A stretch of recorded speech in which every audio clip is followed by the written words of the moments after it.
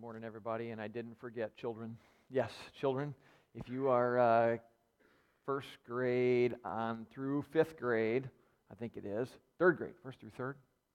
First through fifth, yeah, and then there's two different groups, right? Third through fifth, okay. So first and second graders, you're already out of here, I guess. Third through fifth, excuse me. If you're here still, feel free to head on out. We got your class back in the back. So anyway, thank you all for coming today to Frontline Bible Church. Great to see you all here. I'm Pastor John, and definitely is a privilege to be pastor here and to be able to get up here and speak each week. We are continuing on in our series today of, continuing on, we're back again to the series on Moses. Moses is gone. So Moses is back in the back, right there in the red shirt today. We have Moses back there. I got to share with you. I got to share this. Frank is his real name. He just goes by Moses. Frank came up to me a couple weeks ago and he asked me how much longer this series was going to go. And I said, I'm not sure. He said, well, because my wife was asking, because he says, I can't cut my hair until the series is over. And so, Donna, I'm sorry. We got a few more weeks in this thing, but anyway. All right. Like I said, we're continuing on. We're going to be in Exodus chapter 17 today. Exodus chapter 17. And as you're turning there, I want you to think back, if you can, think back to your memory of history.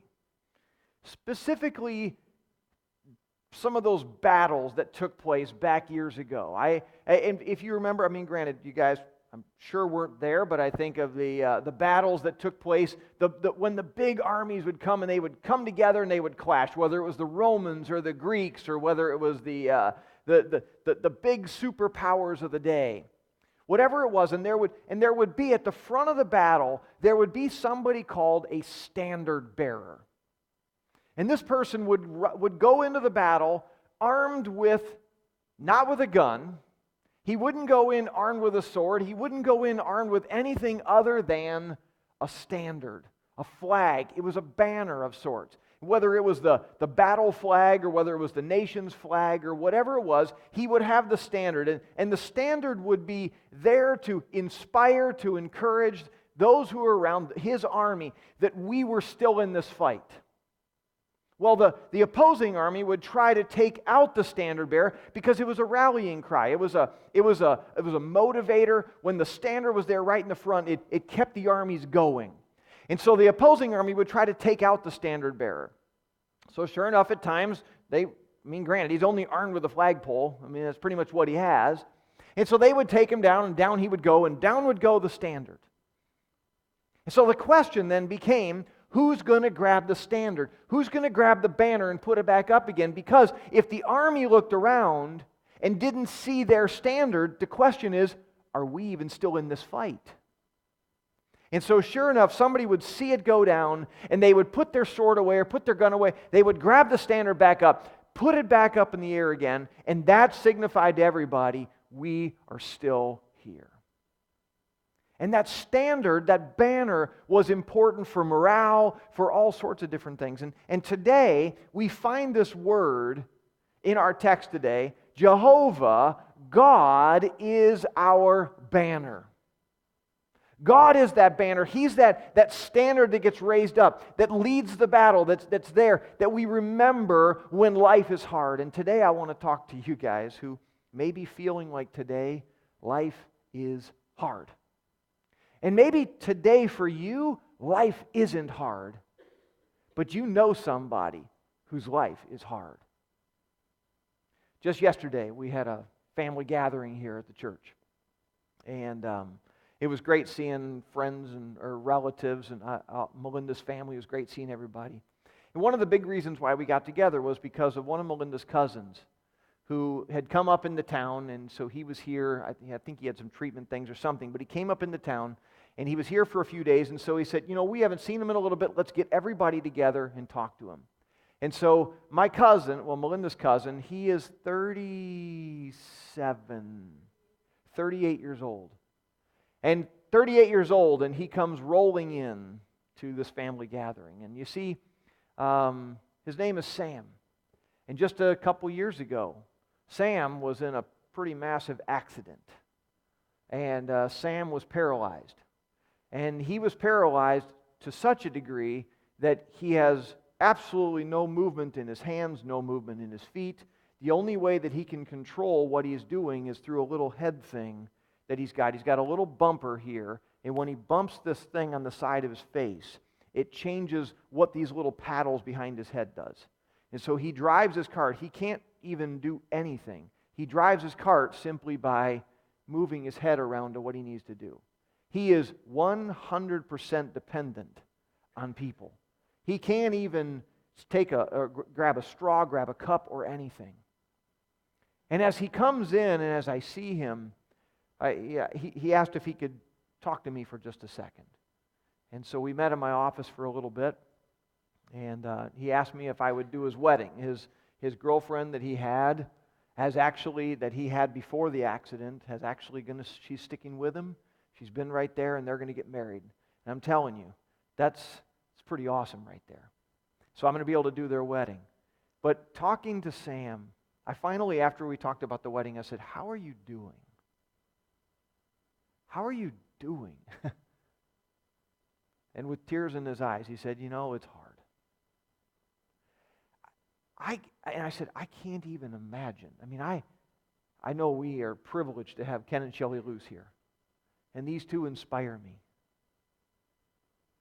And I don't know what your situation is, how hard your life is. Maybe you're not in the situation like Sam. Maybe it's something different. But when life gets hard, what do you do?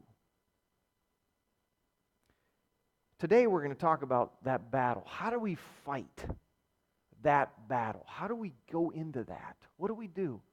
The point of the series has been navigating life's twists and turns. Life is always changing, and what we thought was normal one day, we wake up in the next day and it's not. This young man, Sammy, he went to work and there was a big windstorm, and because of the windstorm that was coming up, he had sent all of his crews home. They put these big concrete buildings together and put up all the stuff, and he had sent his crews home, and they were all left, and he was just tidying some stuff up, and he was the only one that got hurt in this thing. His life changed just like that. We don't know what's going to happen, and so when those battles come, what do we do? This morning I want to encourage you with this. And I know it sounds cliche-ish and it sounds generic, I get that. But I want to encourage you, and we're going to talk about it in our passage. God wins life's battles. And like I said, I know it sounds cliche, but hopefully as we develop it and as we kind of tease it out, you'll understand what I'm getting at here. God is the one that wins life's battles. So with that, we're going to read our passage here in Exodus chapter 17 and verse 8. Exodus 17, verse 8. The Amalekites came and attacked the Israelites at Rephidim. Moses said to Joshua, "Choose some of our men and go out to fight the Amalekites. Tomorrow I will stand on top of the hill with the staff of God in my hands." So Joshua fought the Amalekites as Moses had ordered. And Moses, Aaron, and Hur went to the top of the hill. As long as Moses held up his hands, the Israelites were winning. But whenever he lowered his hands, the Amalekites were winning. When Moses' hands grew tired, they took a stone and put it under him, and he sat on it. Aaron and Hur held his hands up, one on one side, one on the other, so that his hands remained steady till sunset. So Joshua overcame the Amalekite army with the sword. Then the Lord said to Moses, "Write this on a scroll as something to be remembered, and make sure that Joshua hears it, because I will completely blot out the memory of Amalek from under heaven." Moses built an altar and called it, "The Lord is my banner," he said, "for hands were lifted up to the throne of the Lord. The Lord will be at war against the Amalekites from generation to generation." All right, so if God wins life's battles, and that's what we find here in this passage, and like I said, we'll tease it out. Hopefully you can see this, kind of understand it. But if God wins life's battles, how in the world do we fight? How do we fight? When your battles are coming, when your battles that you're facing right now, when you're in them, how do we fight? Well, the first thing we do is this. When the battle starts, when shots are fired, respond appropriately and go to God in prayer, okay? When shots are fired, respond appropriately and go to God in prayer. So that's what we find here in verse 8. the Amalekites came and attacked the Israelites at Rephidim. All right, now let's get a little bit of background here. What's going on with the Amalekites attacking them at Rephidim? Okay, so picture this. The nation of Israel, they've left Egypt, they've already crossed the Red Sea, and they're making their way to this place called Mount Sinai. And it's on Mount Sinai that they're going to be receiving the Ten Commandments, they're going to be receiving the law. God is going to establish that relationship with them, that covenant relationship with Israel through the law. He's going to do that at Mount Sinai. So they're en route to that place. While they're on their way, we find this people group, the Amalekites, as they're coming along and they're attacking the people of Israel. But what are they doing? Is it just one massive army coming to this other group, the Israelites? Is that what it is? Or is there something else? I want you to turn in your Bibles to Deuteronomy 25. Deuteronomy 25 and verse 17. Deuteronomy 25:17. Our passage here doesn't, in Exodus, it doesn't give us much background as far as what's going on. But we do find here in Deuteronomy 25 a little bit more of what's taking place, what has taken place, and why this is a big deal to God. Verse 17, Deuteronomy chapter 25. Remember what the Amalekites did to you along the way when you came out of Egypt.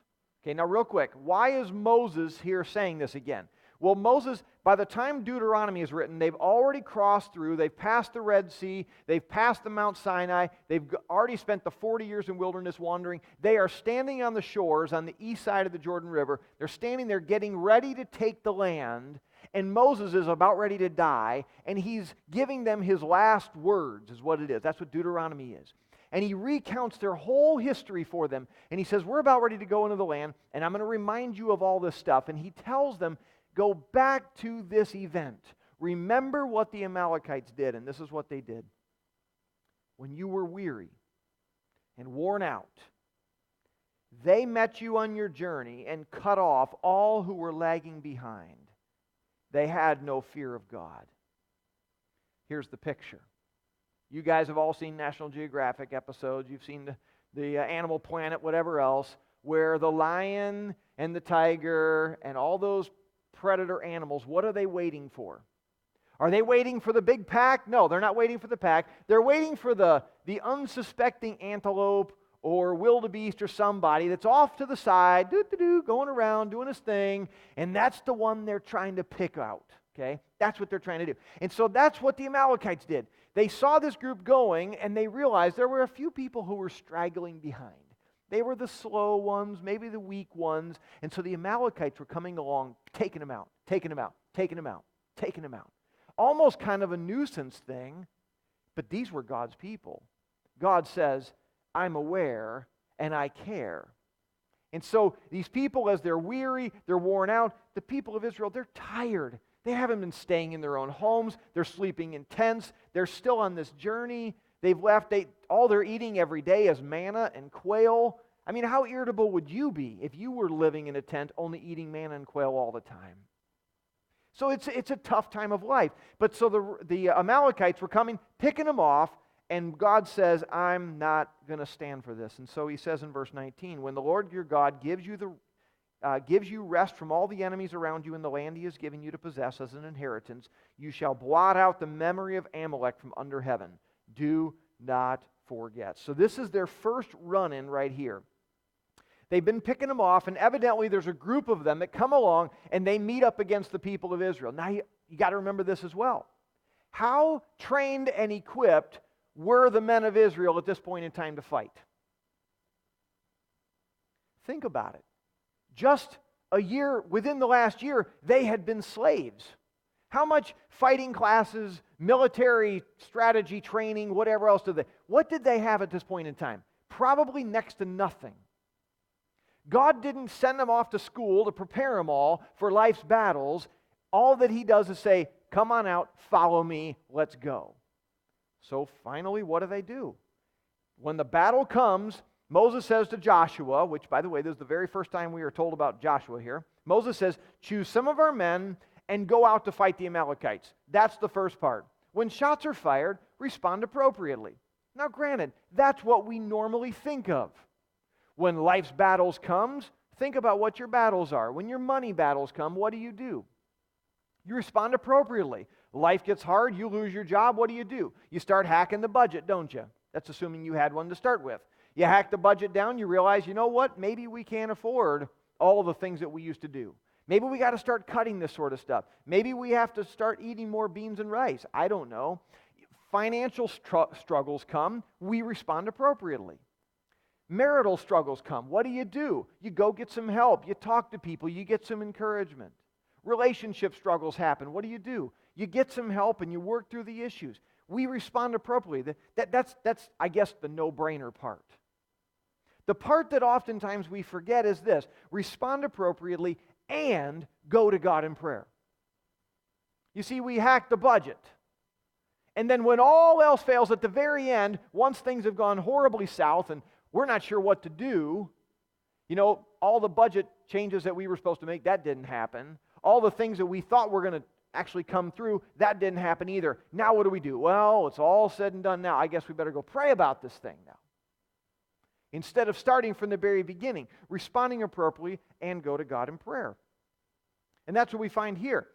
Moses is told, go get the men and you're going to go do this. But it says, Moses says, tomorrow I will stand on top of the hill with the staff of God in my hands. Now, this is the same staff that was used by Aaron and Moses.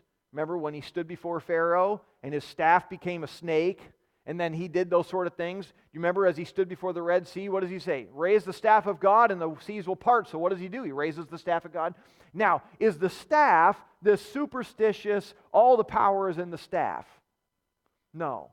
The staff was not the issue. The staff was a representation of God, though, to the people of Israel. And so what I see here, even though we don't find the word prayer listed here, what this is it is a recognition as to who God is. And so as Moses went up on the hill, and he's standing there with Moses and with Aaron, and they go up together, as long as he held the staff up. Now, we don't know if he's holding it up with two hands like this, whether he's got one hand like this. We're not told. All we know is Moses says, I'm going to be on top of the hill with the staff of God, and you guys are going to fight the battle down below. You're responding appropriately. I'm not just going to stand on the hill and wait for them to kill themselves. No, we're going to go fight them, but just remember, this is what's going to happen. Respond appropriately and go to God in prayer when shots are fired. What's interesting, though, is what the text is concerned with. What the text is concerned with is what's going on up the hill, isn't it? Think about the battle scene. What do we know about the battle scene in this case? Nothing. The battle wasn't the budget. The battle wasn't the marital struggle. The battle wasn't the relationship struggle. The battle wasn't that. You see, that was of secondary importance. That is of secondary importance. What seems more concerning to the passage here itself is what's going on up the hill. What's happening with the staff of God? What's happening with what God is doing in the battle? And so when we look here, this is what goes on. As long as Moses held up his hands, the Israelites were winning. But whenever he lowered his hands, the Amalekites were winning. You wonder how long it took to figure this one out. You can just picture it, You can just picture it. You remember back in the day, some of you are old enough to remember this, okay? Some of you are old enough to remember TV antennas. Some of you have no idea what I'm talking about. That's not even computing to you. But those of you who are old enough, you remember what it was with a TV antenna. The signal's not coming in right, so what do? You go over and you move the thing. All right, good. And you sit back down. It's back again. Get back up, move the thing. Nope, it's... Okay. Hey, son, can you come here and hold this, please? All right, you hold that. All right. Much better. You see, it took a little bit of finagling until you realized, wait a second here. If I hold that right there, that's the difference. So here's Moses. He's up on the hill. He's up on the hill and he's watching and he's like, okay, yeah, we're there. Keep going, guys. Hey, what's going on with everything back there? Can I get a drink? Oh, no, they're losing. Hey, guys, go. Yes, that's what we need to do. So he's holding it up. We've got God before us. The response is taking place down here. We're hacking the budget. We're doing those sort of things. We're getting the marriage right. We're getting the relationship help. We're doing that stuff. But what happens? We get tired, don't we? Now the battle's still going. But we get tired of holding God out there intentionally. And that's what I'm talking about. This is intentionality going on here. You have Moses who he's doing this and he's holding it up, but it takes intentionality to keep holding his arm up. I want all of you to raise one of your arms up and hold it there. Just keep it there, okay? All right. We need that video screen to show all this. This is cool, okay? So just keep your arm up. Okay. Here's the situation. How much blood is going up that arm right about now? Very, very little, isn't it? Now, if I told you that as long as you hold your arm up, life will be really, really good.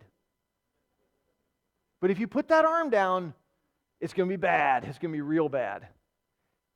You could probably keep that arm up for a while, couldn't you? And when you were getting tired, you would still, even though it's like, I want to put it down right now, but I got to hold it up because that's what life is doing.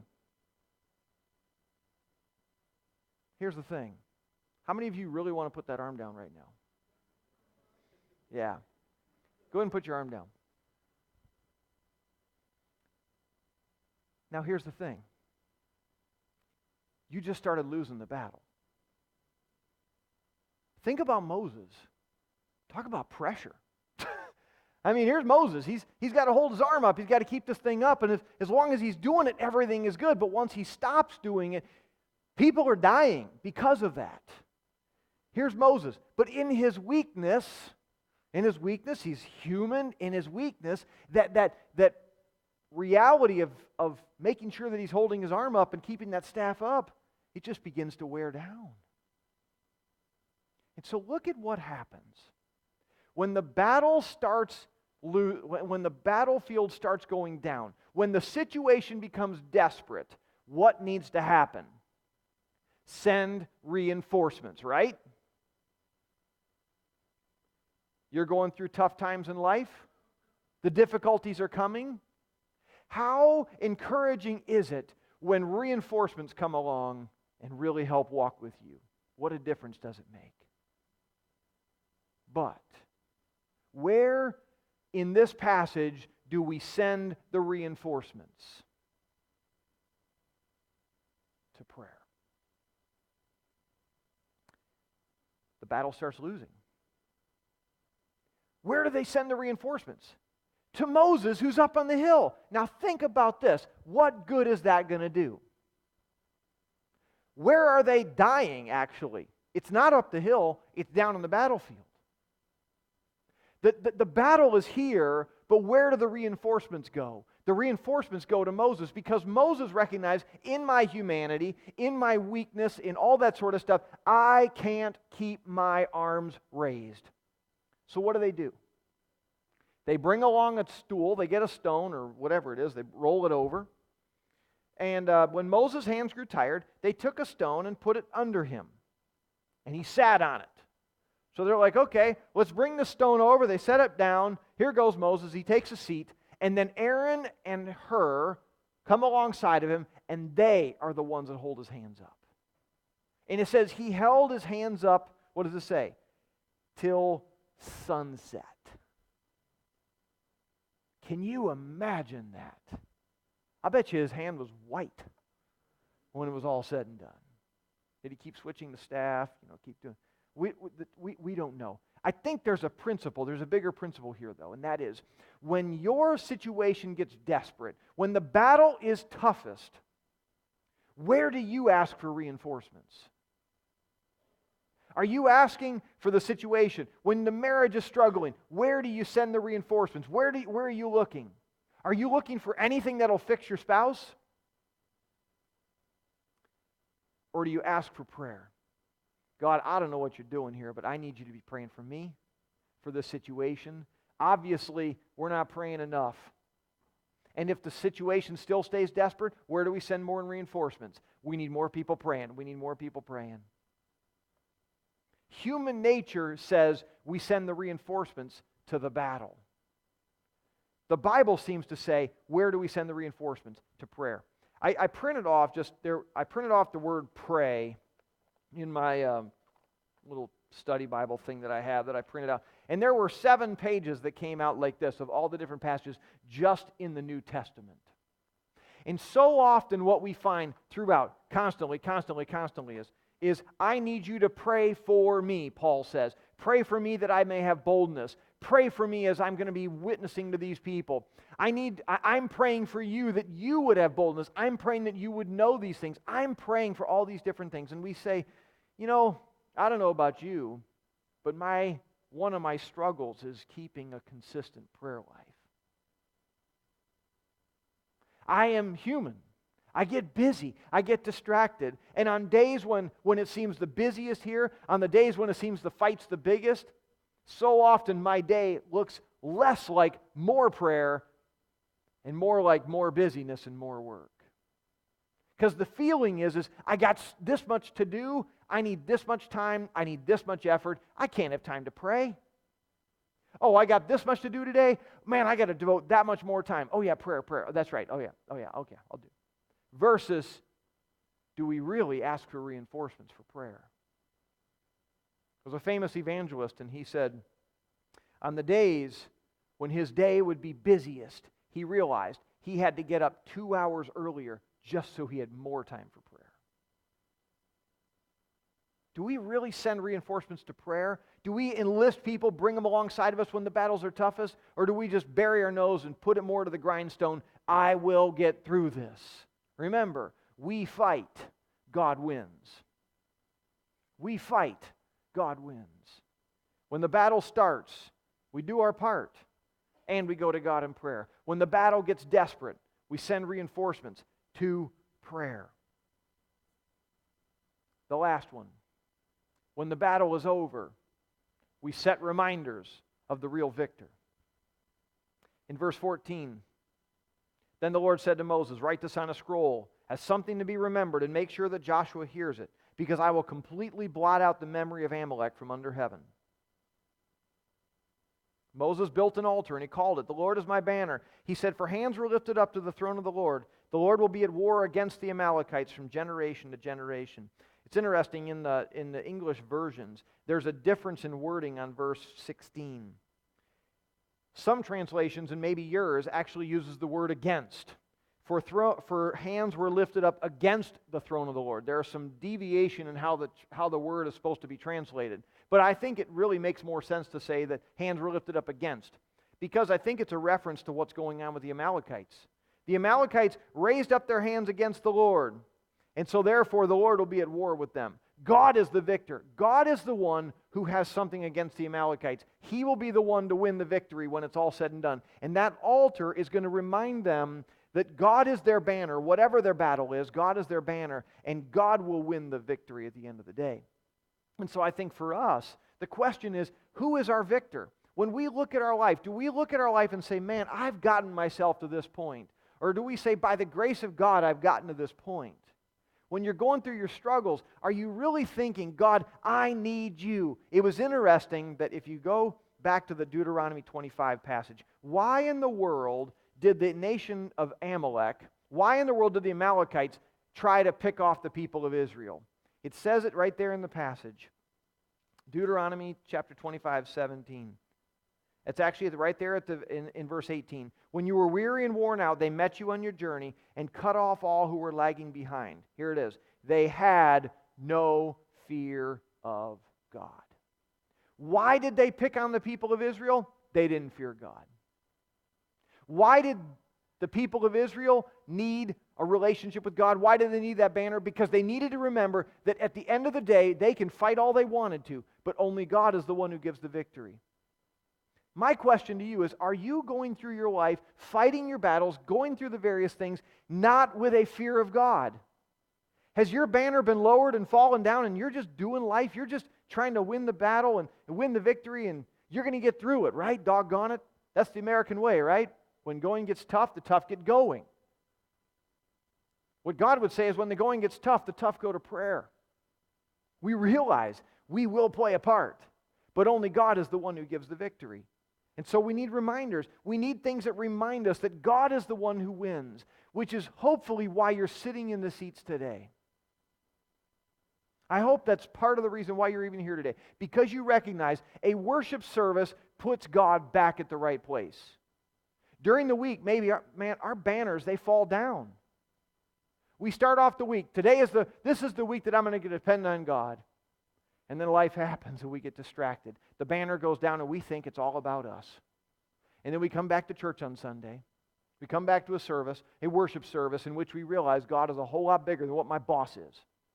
God is a whole lot bigger than my spouse is. God is a whole lot bigger than my budget is. God is a whole lot bigger than all this. And we put that banner back up and we remember.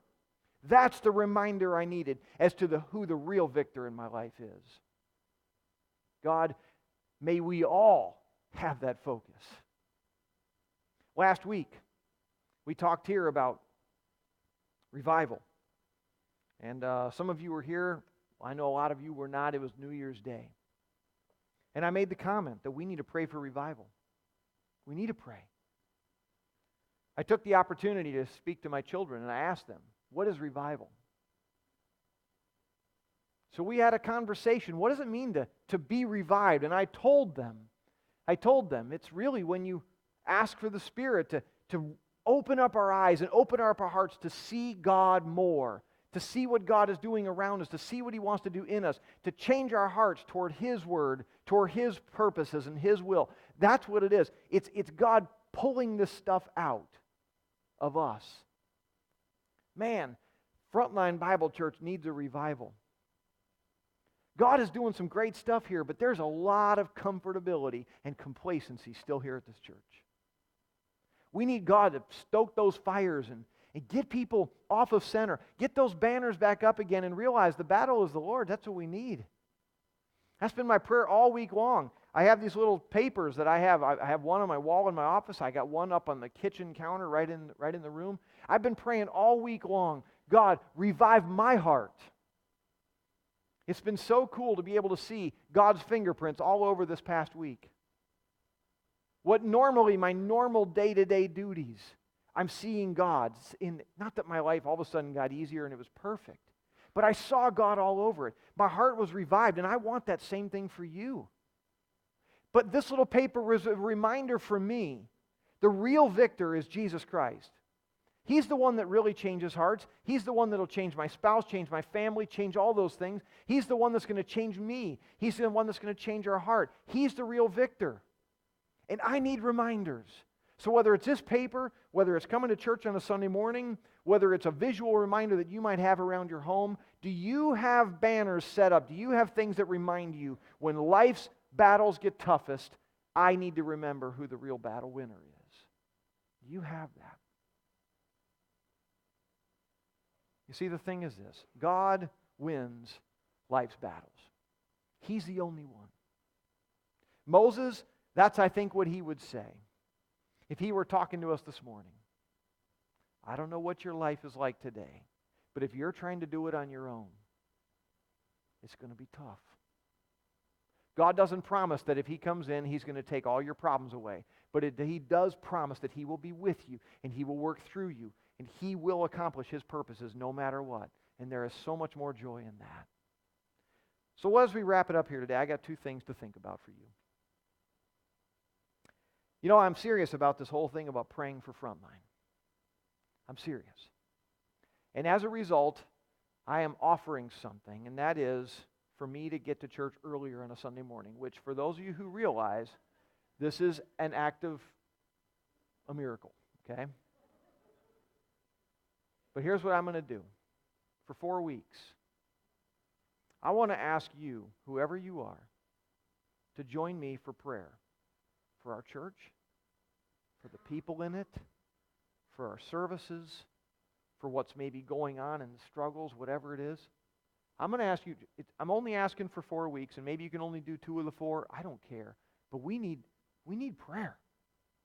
We need to put our banner back up at Frontline Bible Church and say, God's the victor here. God's the one. We've got great staff. We got great people. We got so many great things. And yet, unless God is the one who is really leading this whole thing, it's going to be empty. We got a consultant, and we hired him, and he's going to be bringing back his report. And I'm going to be talking with him about it this week. We're bringing the whole report back to the board meeting on the 16th. I'm super excited about it. I'm super nervous about it. I don't know what's going to happen. It might require us to change. Oh, no. How is that going to go? Are people going to respect the change? Are they going to want the change? Are we going to actually be willing to do what it takes to make a true eternal impact in our community? Man, it's not going to happen unless we're really praying about this thing, unless God's the one who's leading it and directing it and the Spirit's moving. I'm asking you to join me in praying for revival here at Frontline Bible Church. If you're willing to do that, I'm willing to make sure that we have coffee at 8:30 in the morning. We're going to start in that room over there, the lounge over there. We're going to start there. Unless we blow the doors out of that thing, then we're going to go someplace else. I hope we blow the doors out of it. There's nothing magical about that room or 8:30 in the morning on a Sunday or whatever. But I'm telling you, there is something real about having God at the forefront with His banner raised, reminding us this is all about God's work. So join me for prayer. The second thing is this. If you're here this morning and you need reinforcements for prayer, your battle's tough. If you need reinforcements, at the end of our service, we're not going to make it a thing where you got to march down the aisle and then everybody's going, what's he need prayer for? What does she need prayer for? You know, I don't need all that. But if you need prayer this morning, I've asked a few people here, and they're going to come down front at the end of the service. Don't be shy. Don't be worried about it. We're not going to lay you down and slay you in the Spirit, do something like that. It's just, all it is going to be people are going to come alongside of you and pray, and they're going to be your reinforcements. If you are here today and you need reinforcements for what's happening, then when the service is over, I invite you to come down and let somebody else come alongside of you. Hold your arms back up. Remember, the Lord is our banner. He's the victor. All right? As we wrap it up, the last thing I have is this. If you somehow last week abandoned these papers and left them on the table, or during the course of the week the dog ate it, whatever else, or you weren't here this past week, and you would like a visual reminder to pray for revival at Frontline Bible Church, and I ask you to come on up. I'm going to set these up on the communion table up here. Come up and grab one of these. Put it up in a conspicuous place. If we need to make more, I'll make some more. But put it up. Let this be a reminder. We need God greatly at Frontline Bible Church. All right? I'm going to close in prayer. Then we're going to have Ryan come on up and give us the benediction. After the benediction, if you want to come down front and be prayed for, I invite you to do so. Let's pray. Lord, it is a privilege to be able to be here today, to be able to sing your praises, to be able to take communion and be reminded of the awesome work of salvation which you did by sending your Son Jesus to die for our sins and to raise again so that you could give us eternal life. I pray that there's not a single person here who's trying to get to heaven on their own strength, that every person here has put their faith and trust in you or is willing to request that, if so. But Lord, for those of us who already know you, God, we recognize the Christian life is not error-free and problem-free. We all have needs. We all need you. May we not try to do it on our own. May we remember that when life's toughest, that's when we just need more prayer. Lord, may you have your way with Frontline Bible Church. May you have your way with me. May you have your way with the church as a whole. Revive us, God. Bring us back, our hearts back to you. We want to see you do amazing things. In Jesus' name we pray, and all those in agreement said, amen. Just real briefly, I wanted to share the very small snippet of a song that I've been singing throughout the week in thinking about John's message. It goes like this. The Lord is a warrior. The Lord is mighty in battle.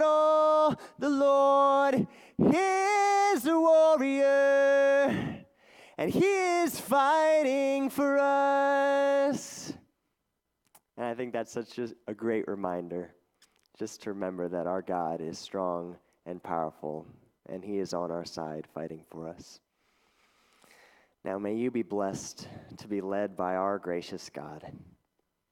May you be empowered to live in His good path without growing weary, but strengthened in prayer and by all of our brothers and sisters around, and in His great and awesome love.